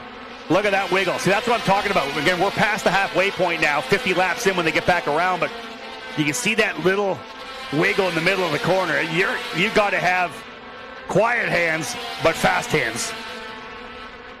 Because as that car goes away, talk about driving by the seat of your pants. You know, the technology that goes into the seats that they pour, these custom seats these drivers pour and get fitted into so that they feel at one with the car. You get, when they're belting you in, you want it to hurt almost. You want to get belted in so tight because you want to be able to feel the bottom of that car when it starts to get away from you, and that's when you have to correct. Visually, it's going to be too late. You have to feel it. There's Jeffers again and Teddy Masella. That's the battle right now for 10th and 11th. Jeffers P1 in the championship battle. Masella down in 12th. That DQ in tech put him to the tail of the field. 52 laps down. Big run on the bottom for Masella as Jeffers keeps running the top side. Just not the race car that he had at both Arlington and Indianapolis, where he was right up front. Exclusive has been traditionally very good here in the USF Pro category. Won a lot of races. 5 different race wins here in USF Pro. Car not quite where it needs to be here today, as they've got a driver now losing this spot. Jeffers is going to go down into the 11th spot unless he gets back by. He'll go to the bottom. Little cover to the bottom. Masella tried to come across the line a bit. Jeffers had to get out of it there. So Jeffers 11th, Clark 9th, Brienza 18th.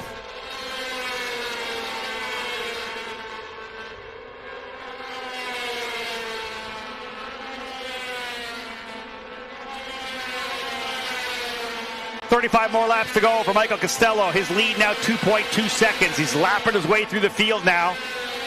We got this fight between Manson and DeFabus continuing. There, DeFabus scrapping it out again. I love it. These guys have been going at it, and we'll be exhausted when it's all said and done. Manson 15th, DeFabus 60th. Oh, drivers to the wall. That is Charles Finelli. Finelli has made contact with the wall. Yellow flag out. And our 62-year-old driver finds himself with damage to the left rear. Contact with the retaining wall on the outside of turn number 4. AMR IndyCar safety team en route Charles is going to try to bring it down off the track there. I don't see any fluid coming from the car. That's good. That'll allow the car to stay to the top side. Tough one for Charles.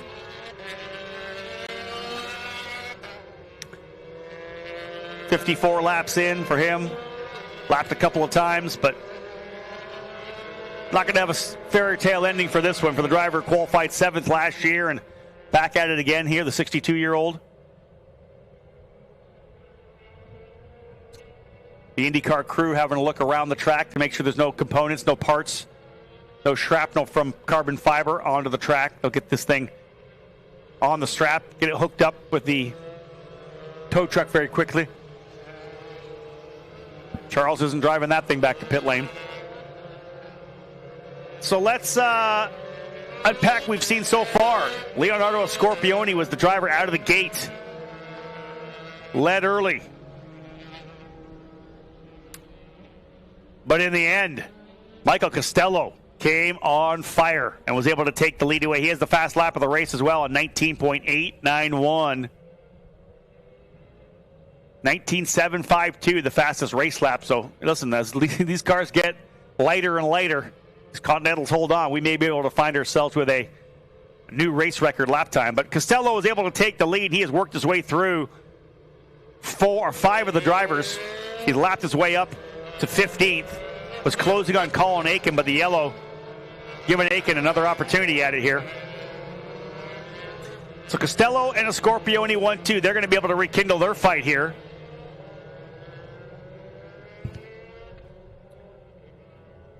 Kucharczyk is in the 3rd spot, but on track. I want to say there's, I think, 4 lap cars between he and a Scorpioni.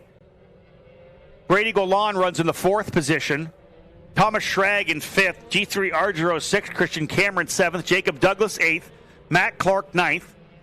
Teddy Masella in 10th spot. Jack Jeffers in 11th. Tyke Durst 12th. Andres Cardenas 13th. Colin Aiken 14th. Sebastian Manson 15th. Tanner DeFavis 16th. JT Hoskins 17th. Joey Brienza 18th. Finelli now out, officially classified 19th. And Frankie Mossman, as we know, done early on lap number 3 in 20th. So 18 drivers remain in the field. 14 drivers on the lead lap. Costello, Scorpioni, and Kucharczyk, the top 3.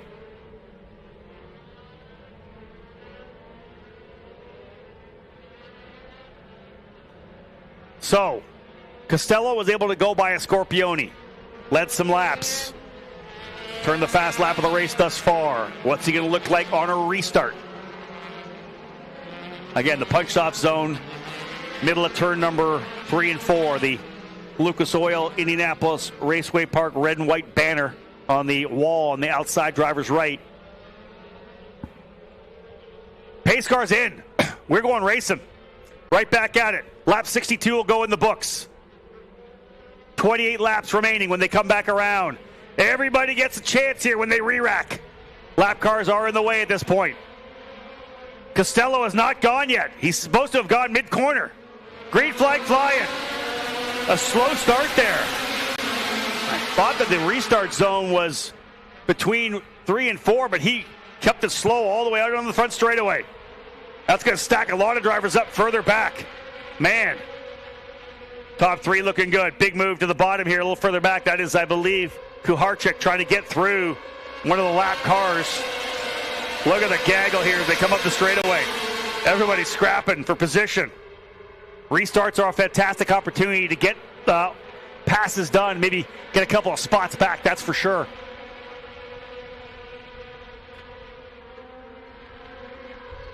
Believe that what we saw there was Kucharczyk and Tanner DeFavis. There's the 7 of Hoskins as well. Yeah, he's got guys coming around. He's lapped. He's got drivers trying to get around him. That's Matt Clark that's trying to go to the top side. Jacob Douglas has already gone through, so Douglas up to 7th. Clark goes into 8th now. Behind them, Christian Cameron. Clark on the top side. Hoskins on the bottom. Hoskins is a lap back. So eventually you got to give it up. Oh, he almost gets wide. Almost into Cameron. Cameron, some contact potentially there. Comes a run for Masella as well. Big start on that restart for Jack Jeffers. Amidst the chaos, he goes up into 6th. So a huge recovery for Clark there, but Jeffers, but does he have the race car to hold that spot? There he is, just ahead of Douglas now. Clark going to the bottom of Douglas. Lots going on. Masella, who started last, 10th right now, trying to go to 9th. Here's the Clark and Douglas battle. Clark on the bottom, Douglas on the top. This time Clark on the bottom. Trying to see he can't get it done here. Lower line around. It's shorter, but you got to pinch the bottom a little bit. Clark trying to get it done right now for 7th. Almost. Oh, contact there. The car just got a little wide. Oh, they are absolutely on the edge when you come through there. Douglas on the top side again. The 27 of Cameron now going after Douglas. Costello out nicely into the lead once again. Scorpioni continues to chase. Douglas has to press that reset button after the near contact with Clark coming out of 4. He's got that race car. Look at the run there he gets. Cameron trying to close up on Clark. In front of them, I think that's the lap car of Cardenas.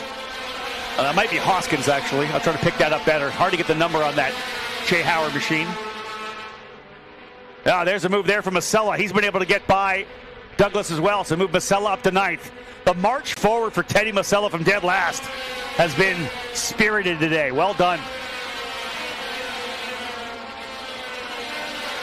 Clark down to the bottom of the racetrack, trying to get one of the lap Jay Howard cars. I think it's going to be DeFamus in the 5.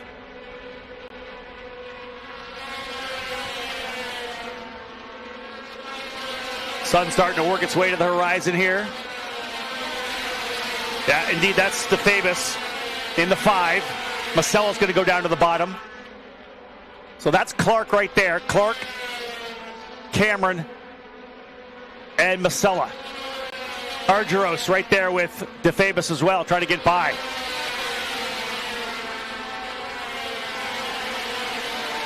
Man, we got some good battles out here.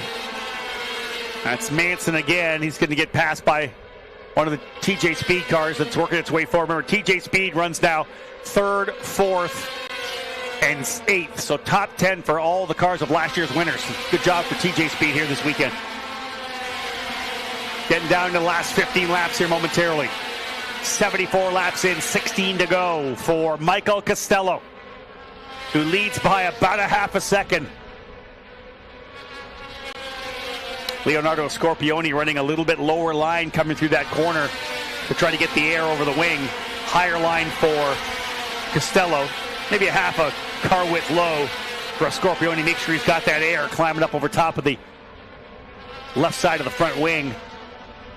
But they have flat checked out from the two TJ Speed cars of Kuharchik and Schrag.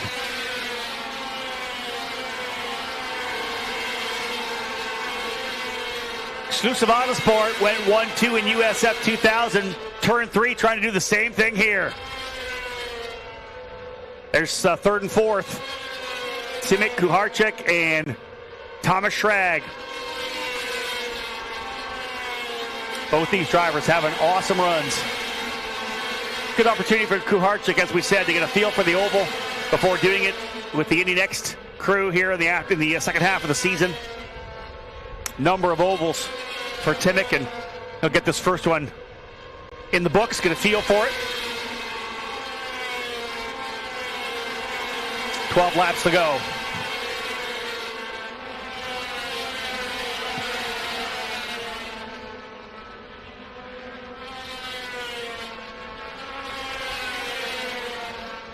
Will we get 2 new winners? As I've said before, Evan Cooley in USF 2000 breaking the goose egg with a big victory. Can Michael Costello do it as well? A lot of open racetrack for Costello. They are closing up on one lap car. That's Joey Brands in the 91. But there's only 10 laps remaining in the Freedom 90. After that, A big, big run until you're going to roll up onto Colin Aiken, who currently runs in the 14th spot. Aiken, last driver on the lead lap, so he is doing a great job for Colin for sure for VRD Racing. Manson quickly gets by Brienza. Brienza keeps the car to the top side, allowing him to go to the bottom, or go to the bottom side. Great job for Brienza. Scorpione's trying to come here as well. 8 laps to go. There's the 27 of Christian Cameron. Yeah, there's a fight still going on there. Cameron coming to work on Matt Clark for 7th. Cameron 8th. Jeffers got that fantastic restart to go from 11th to 6th. A huge restart for Jeffers in terms of championship points, with his 2 drivers chasing him in 3rd and 4th. Currently finished 2nd and 1st. Huge recovery for potentially a Scorpione to get some points, but that breakthrough here coming for Costello. 3 top 10s and 18th in race number 1 in Indianapolis, but a victory here for Costello would be massive. He's been pushing hard.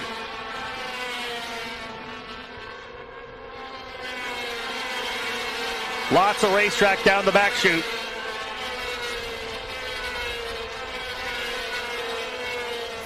Picking up on Costello here as the laps are winding down. And at less than 20 seconds a pop, it ain't going to take long. 5 laps to go. Less than 2 minutes of racing.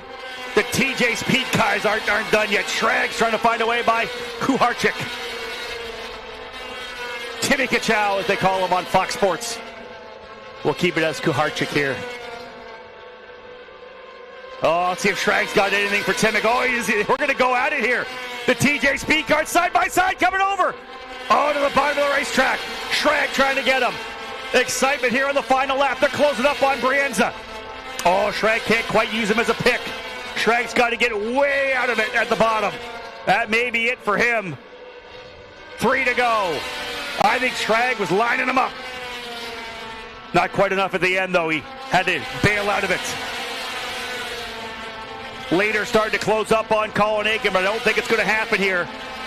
Scorpione's closing big time. Trouble for Costello. He does not get another 5. Forward well. Costello to the top side. Scorpione. It's a turn 3 battle for the race win with 2 to go. Costello on the top side. He did not get through 4 well. Scorpione to the bottom. It's still Costello. White flag going to fly this time by. Costello with a full wheel in it. Final lap. Back to the bottom comes a Scorpione. Costello covers. A Scorpione checks. Down the back chute. Costello almost walled it on lap number 8. Checker flag waiting with Aaron Likens. They'll go side by side, potentially no. Still clean and green. And although he's in the wall, potentially on lap number 88, Michael Costello gets the race win. A turn 3 Motorsports 1-2 that almost went up in smoke with 2 to go. Costello got high on the racetrack through 3. Almost put it in the wall in 4. A Scorpione to the bottom. Almost outran him into turn number 1. But staying true to the top side, Costello holds on to the spot to come away with his first USF Pro Championships race win. That was unbelievable. Costello with the win, a Scorpione second, Kuharczyk in third, Schrag fourth. Those 2 drivers were going to battle it out over the last couple laps. Brady Golan in 5th spot. Jack Jeffers, that restart, massive for him. He goes to 6th. Matt Clark holds off Christian Cameron for 7th. Teddy Masello from last to 9th. And G3 Argyros rounding out your top 10. All right, folks. Victory Lane celebrations coming. Don't go anywhere. I'm going to head down there right now to talk to the top 3.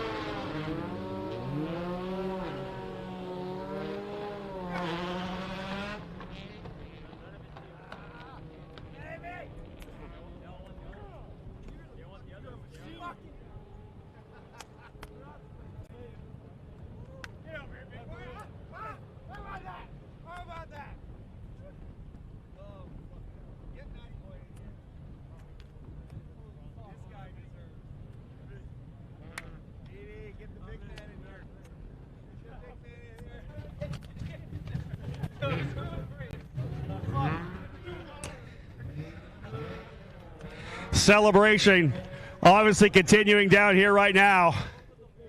We're going to get a hold of Michael Costello when we can. Pops in there. Michael, let's get in front of the camera here right now. An amazing drive. Leonardo got you the start, got the lead. Not surprising. You were able to go by. The restart was strong. Let's talk about lap 88. You got high in 3 and 4, almost in the wall, pedaling it, but was able to hold it in 1. Just talk about that last laps. Yeah, you know, the last laps is always kind of like a last lap sprint, especially physicality, tires, wear, and everything. I think I pushed a little bit too hard, you know, lap 70-ish right after the restart. Definitely paid the consequence for it, but, you know, we held on, did as well as we could, and ultimately we came out on top. Yeah, I'm just a loss for words right now. It's been too long since I've been on the podium, and even on the top step, you know, my last win was USF 2000 Portland 24, so we've had a lot of up and down luck, but I'm just glad we could take it away, take the win here, and one of my favorite tracks on the calendar. Time to party with turn 3? Oh yeah, always. You know it. Let's get Leonardo Scorpioni. Leo, let's come on in here and join me here. I'll tell you, Leo, congratulations. A fantastic run for you as well. Points is huge, as you know. Just give me your thoughts on that race. First off, the race itself, and then what could have happened in the last couple laps. I mean, it was a good race. You know, I'm super happy to be on the podium. Of course, wanted to be P1, but I'm glad it was my teammate at least who beat me. So, you know, it was a really tough race for me, you know, and managing through the traffic. I was learning when I went on. You know, I didn't do a lot of practice going through the traffic. I probably should have, but, you know, it was a good race. It was very tiring, so it was a really good race, you know. I'm super happy. Let's talk about what happened to Michael. Got high in turn number 3 and 4. Almost put it in the wall. You got to the bottom. What were your thoughts going down to 1? Just sending it with a slide job? Or remember, it's your teammate, right? Yeah, I mean, you know, the season's long. I'm not going to end both our races, you know. I was already happy being on the podium. I'm not going to do anything to affect any of us. You know, Peter worked super hard to get my car back together. So I was made sure I just finished the race. And, you know, it was a really good race. I'm super happy. Congratulations. Well done. Let's bring this driver in here right now. Guest driver on the weekend, Timmy Kuharczyk. Congratulations. Last week or 2 weeks ago, you're a winner at Indianapolis, in Indy Next. Give me your thoughts on your first time racing on an oval here in the U.S. It was an interesting one. It was a tough race. I didn't expect to be this tough, to be fair. First couple laps were, and I struggled quite a bit. I think you could see my pace wasn't very strong. But I guess good defensive learning curve for me as well. Really cool, you know, no experience around this place in this car, but just jumped in and tried to learn as much as possible. So, yeah, happy to come away with a trophy. Congratulations. Best of luck with the rest of the year in Indy Next. Thank you. I appreciate it. Timmy Kuharczyk, folks, coming home P3. What a fantastic race it was. He had to battle it out with his teammate Thomas Schrago over those last couple of laps. They were side by side at the very end, just like we saw with the Turn 3 cars. The bottom line, just some fantastic racing in the Freedom 90 to wrap things up. We'll get all of our drivers over here to the podium to get that celebration underway. Fantastic weekend for the drivers here and the team. Turn 3, TJ Speed. They were up front throughout the entire day as well. And again, we're going to wrap things up with our podium presentation for the drivers here in USF Pro 2000. Again, just a couple of steps away from the NTT IndyCar Series, and maybe even closer for Timmy Kuharczyk, who obviously runs for HMD Motorsports, an Indy Next winner, now a podium finisher here in USF Pro 2000. Get a chance to get our cars out here. We can get things underway from the podium presentation. All right, folks, let's get him up here. Finishing third today, Timmy Kuharczyk from TJ Speed Motorsports, his debut on an oval. A tough one, like he said. Timmy coming home in the third position. Finishing in second place today, part of the Turn 3 Motorsports crew, Leonardo Scorpioni. So, folks, he's been a winner before in USF 2000, but now he gets one here in USF Pro. He's been fighting hard for it. He's a winner here in the Freedom 90. A round of applause for Michael Costello.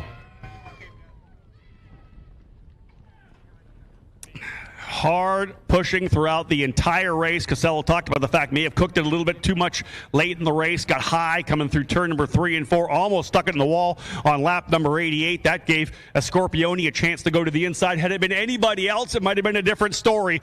Scorpioni thinking championship, thinking about his teammate, and not wanting to throw it away there. And Timmy Kuharczyk, Great to have him here, a future star of IndyCar for sure, already a race winner for HMD Motorsports in the Indy Next series, and again, here to get some experience for the oval races that he will run in Indy Next for the remainder of 2027. Great to be here on a Thursday. It was supposed to be the Carb Night Classic. It ended up being Thursday Night Thunder, if you will, for the drivers here in USF Pro Championship action, both USF 2000 and USF 2000. We did end up with first-time winners in their series. Of course, first-time USF 2000 win for Evan Cooley. First-time USF Pro 2000 victory for Michael Costello. We'll get the selfie of the podium here first, the champagne waiting in the wings, and it'll be a perfect opportunity to cap things off. Guys, grab that champagne for us, will you please? Everybody grab your bottle. Guys, grip it and rip it. Celebrate a fantastic run here at Indianapolis Raceway Park in the Freedom 90. For those of you who joined us here trackside, thank you so much for coming out to a Thursday night show. Normally we're part of the USAC action at the Carb Night Classic, but you know the weather played nicely for us here on a Thursday after a very cold Tuesday and Wednesday. Again, the Indianapolis 500 looming on Sunday, hoping that all goes well and we get that race in. And as we always do, everybody in the USF Pro Championships will be following along with the young drivers who came up through our program all the way through the ladder to the NTT IndyCar Series. Thanks for tuning in, folks. We do appreciate it here trackside. Those of you on the YouTube channel and the app, thank you so much for being with us. We appreciate it. This year's Freedom 75 and Freedom 90 are done. New winners in their categories of Michael Costello and Evan Cooley. We are done, and we are looking forward to Road America in mid-June. Thanks for tuning in, everybody. On behalf of Anderson Promotions and Continental Tire, my name's Rob Howden. Bye for now.